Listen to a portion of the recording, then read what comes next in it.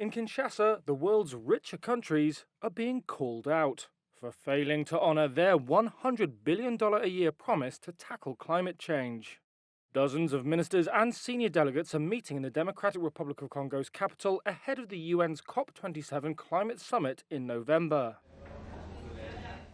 On Monday, UN Secretary-General Antonio Guterres, speaking in New York, joined a chorus of condemnation of wealthier nations. The actions of the wealthiest developed. He said the collective commitments of G20 governments were far too little and far too late. Current pledges and policies are shutting the door on our chance to limit global temperature rise to 2 degrees Celsius, let alone meet the 1.5 degree goal. We are in a life or death struggle for our own safety today and our survival tomorrow.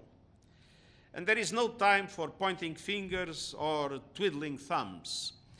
It is time for a game-changing, quantum-level compromise between developed and emerging economies.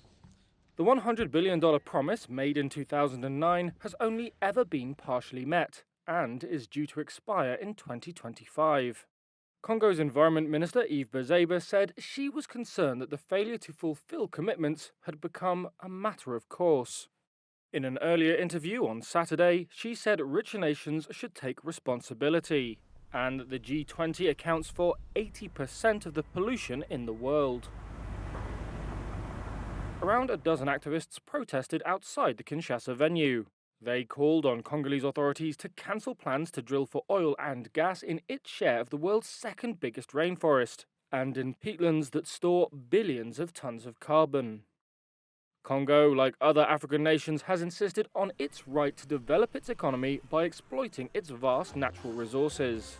It has claimed it will minimize the potentially devastating environmental impact by using modern drilling methods and tight regulation.